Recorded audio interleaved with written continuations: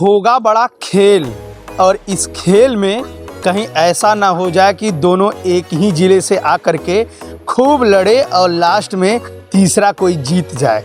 नमस्कार दोस्तों, मैं राजकुमार सरोज एक बार फिर आप सभी का गांव की आवाज़ चैनल में स्वागत है। दोस्तों, आज हम बात करेंगे भदोही लोकसभा सीट पर जो इस वक्त सियासत इतनी गर्म हो गई है। इस सियासत में खास क्या है यह जानेंगे।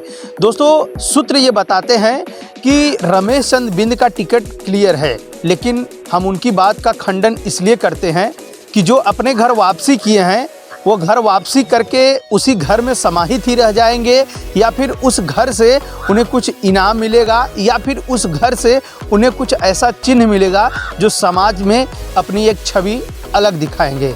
दोस्तों, अब आप उस व्यक्ति की नाम बताने की ज़रूरत नहीं है, घर वापसी से ही समझ गए होंगे वह व्यक्ति कौन है।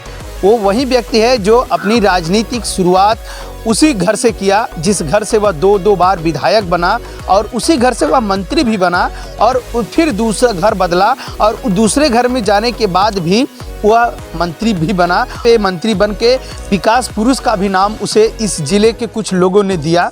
ये बात सही है कि विकास पुरुष का नाम जो दिया गया उसकी कुछ छवि हमें लगातार धरातली देखने को मिलती है। उस धरातली दृश्य को देख करके विकास पुरुष का दर्जा दिया जाना गलत तो नहीं है।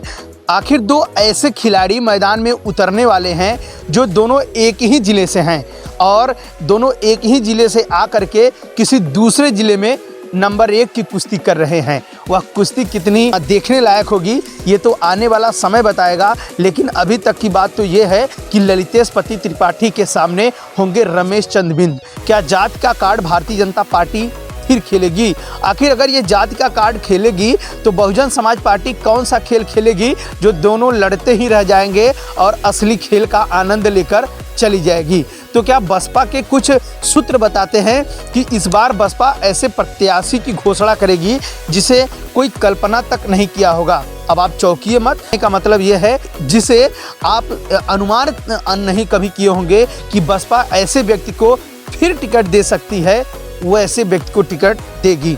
सूत्र ये भी कहते हैं कि भले से वो घर वापसी कर दिए हों, लेकिन पुराना घर अभी भी उनके लिए खुला है।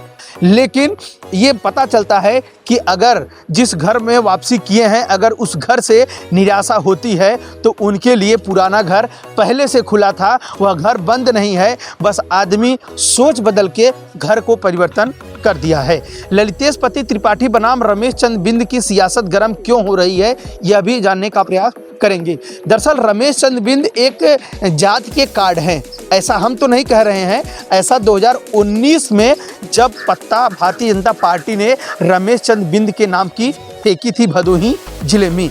भदोही जिले के सांसद रमेश चंद बिंद का इतिहास ये है कि बहुजन समाज पार्टी से 3 बार लगातार हैट्रिक मारने के बाद वह बसपा को छोड़कर किसी दूसरे पार्टी में गए हैं। हालांकि यह भी बातें सही है कि जिस पार्टी में वो गए हैं वह पार्टी ने उनके ऊपर दांव खेला है और दांव में उनसे जीत हासिल की है। जीत हासिल होने के साथ साथ उस पार्टी ने उस सांसद को एक पद भी दिया जिस पद का नाम रखा गया पेट्रोलियम मंत्रालय में सदस्य हैं। अब आप सोच लीजिए कि पेट्रोलियम मंत्रालय में सदस्य होना कहीं न कहीं उनकी पकड़ भारतीय जनता पार्टी के अच्छे नेताओं से है।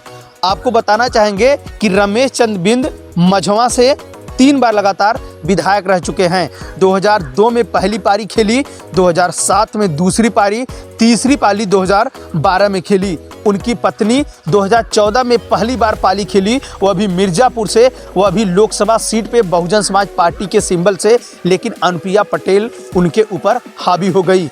आप ये कह सकते हैं कि समुद्रा बिंद माने रमेश चंद बिंद की पत्नी दूसरे नंबर पर थी।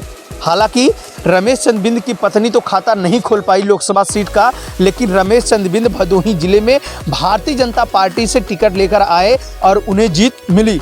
ऐसा कुछ लोग कहते हैं कि उस वक्त मोदी मैजिक था, लेकिन मोदी मैजिक अब अंदर से खोखला हो रहा है। हम ये बातें तो नहीं कह रहे हैं, लेकिन जनता ने कह दिया कि जितना जुमला था वह जुमला अब धीरे धीरे पकड़ा जा रहा है। कुछ लोग ये भी कहते हैं कि इलेक्टोरल बॉन्ड को भी आप अगर गहराई से समझेंगे तो उससे भी पर्दा जब हट रहा है तो कहीं ना कहीं उसमें जिसका पहला नाम आ रहा है वह नाम आप समझ गए होंगे। दोस्तों, हम बताना चाहेंगे जिस तरीके से 28 मार्च को उत्तर प्रदेश के उप मुख्यमंत्री यानी केशव प्रसाद मौर्य के एक्स अकाउंट से एक ऐसा फोटो पोस्ट होता है जिसको लेकर के भदोही में सियासत गर्म हो गई है। लेकिन हम इस फोटो में जितने भी व्यक्ति दिख रहे हैं, लेकिन हम इस फोटो की तह तक जाने का प्रयास करेंगे तो सबसे पहला नाम ये आता है कि बहुजन समाज पार्टी से राज्य मंत्री रह चुके मदन लाल बिंद इस वक्त बसपा को छोड़कर भाजपा में चले गए हैं। तो मदन लाल बिंद भी इस जगह से दावा किए थे, लेकिन वह दावा ऐसा लग रहा है कि सिर्फ और सिर्फ दीवालों तक रह गया, वह किसी के दिल तक नहीं पहुंच पाया है। दूसरा नाम आता है पूर्व विधायक रविन्द्रनाथ त्रिपाठी का। हालांकि रविन्द्रनाथ त्रिपाठी एक बार बसपा से विधायक थे, इसके बाद भारतीय जनता पार्टी से टिकट लेकर आए, भदोही विधानसभा सीट से उन्हें जीत मिली। हालांकि उनके यहाँ राजनीति आज भी चल रही है क्योंकि उनके भाई अनिरुद्ध त्रिपाठी इस वक्त जिला पंचायत अध्यक्ष हैं, वह भी भारतीय जनता पार्टी के सिंबल से। अब आप समझ सकते हैं कि जिस तरीके से रविन्द्रनाथ त्रिपाठी, मदन लाल बिंद, इसके बाद एक नाम और आता है, वह मौर्य समाज से है, वह है गुरु प्रसाद मौर्य। चलिए बात कर लेते हैं दीनानाथ भास्कर और विपुल दुबे। दीनानाथ भास्कर औराई विधानसभा सीट से सुरक्षित सीट से विधायक हैं, इस चीज़ को आपको गौर करना पड़ेगा। विपुल दुबे निषाद पार्टी से विधायक थे, लेकिन वो एनडीए में चले गए हैं, मतलब भारतीय जनता पार्टी में जुड़ गए हैं। तो आप ये कह सकते हैं कि वह भी भारतीय जनता पार्टी से ताल्लुकात ज़्यादातर रख रहे हैं। दोस्तों, जिस तरीके से यहाँ एक सियासत में पीछे मत होइए, क्योंकि यही सियासत से विजय मिश्रा का भी नाम आता है। ये वही विजय मिश्रा विधायक हैं जो इस वक्त लगातार मीडिया के सुर्खियों में इसलिए चल रहे हैं क्योंकि उनकी ज़मीन लगातार कुर्क हो रही है, लगातार उनके ऊपर सरकार नकलेल कस रही है। इस वक्त वो जेल में बंद हैं। आप ये कह सकते हैं कि उनके यहाँ से राजनीति में कोई झलक तक नहीं दिखा रहा है। ऐसा लग रहा है उनके घर वालों को राजनीति में हाथ डालना मतलब आग में हाथ डाल करके फिर हाथ से यह पूछना कितना प्रतिशत जला है। अब आप इस मुहावरे को अपने तह तक से समझिए कि जिस तरीके से विजय मिश्रा की सियासत पूर्ण रूप से ध्वस्त हो गई है, उस तरीके से उनके घर से कोई दिखाई नहीं दे रहा है। चलिए रविन्द्रनाथ त्रिपाठी की बात कर लेते हैं। रविन्द्रनाथ त्रिपाठी का भी नाम तो गया था, लेकिन त्रिपाठी जी का नाम शायद वह सिर्फ और सिर्फ कागजातों तक रह गया, वह किसी बड़े नेताओं के पास नहीं पहुंचा कि वह भी लोकसभा सीट से दावेदारी कर रहे हैं। अब बात कर लेते हैं कि जो घर वापसी किए हैं उनका क्या होगा। ये बात तो सही है कि घर वापसी करने वाले को अगर टिकट नहीं मिला तो बात बहुत दिल तक जाएगी। और इतना ही नहीं, जिस वक्त वो भारतीय जनता पार्टी ज्वाइन किए थे उस वक्त उन्होंने साफ साफ कह दिया था कि हम अपने घर वापसी कर रहे हैं। घर वापसी करने के बाद उनको कुछ बड़ा इनाम मिलेगा, उनकी पार्टी उनको कुछ बड़ी सौगात देगी। अभी तक तो नहीं लग रहा है। अगर रमेश चंद्र बिंद पे भारतीय जनता पार्टी पत्ते फेंक रही है तो ये कन्फर्म है कि तीसरा कोई इस चुनाव में अपनी पकड़ बना सकता है। बात ललितेश त्रिपाठी की भी होगी, क्योंकि ललितेश पति त्रिपाठी मिर्ज़ापुर ज़िले से हैं और मिर्ज़ापुर ज़िले से वह भी अपने बल पर वह कांग्रेस से एक बार विधायक रह चुके हैं। उनके परदादा यानी कमलापति त्रिपाठी भी उत्तर प्रदेश के मुख्यमंत्री भी रह चुके हैं।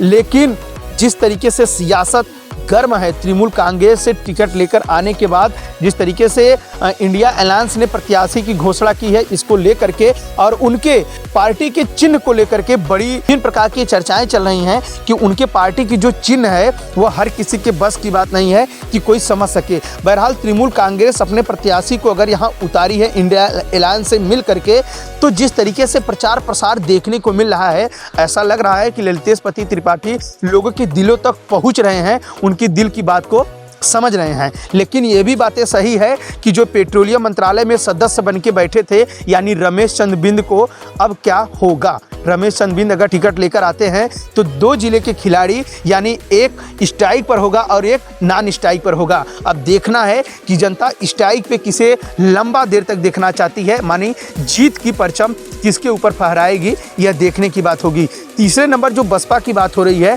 बसपा ऐसे प्रत्याशियों की लाना चाह रही है जिसको लेकर मंत्रा चल रहा है। बताया जाता है कि मुस्लिम समुदाय में बसपा ने ज़्यादा पत्ते फेंके हैं, तो ऐसा लग रहा है कि मुस्लिम समुदाय की यहाँ से टिकट घोषणा हो सकती है, लेकिन ये अभी कोई आधिकारिक बात नहीं हुई है। यह सूत्र ऐसा एनालिसिस करके जानकारी दे रहे हैं। बहरहाल यह वीडियो देखकर आपको कैसा लगा? ये जो 4 पत्ते हमने रखे आपके पास, ललितेश पति त्रिपाठी, रमेश चंद्र बिन, रंगनाथ मिश्र, इसके बाद जो बसपा लेके आएगी माने मुस्लिम समुदाय को, तो क्या उसकी यह बातें कहाँ तक सही है? किस पार्टी का पत्ता सबसे रोचक होगा, जिसको लेकर भदोही जिले की जनता अपना वोट 25 मई को देगी? ये आने वाला समय बताएगा। और किसके सर पे ताज सजेगा, यह 4 जून को इसका परिणाम आएगा। बहरहाल यह वीडियो देखकर आपको कैसा लगा? वीडियो अच्छी लगी हो तो चैनल को सब्सक्राइब करें, वहाँ कमेंट में जाकर अपनी राय को दे सकते हैं।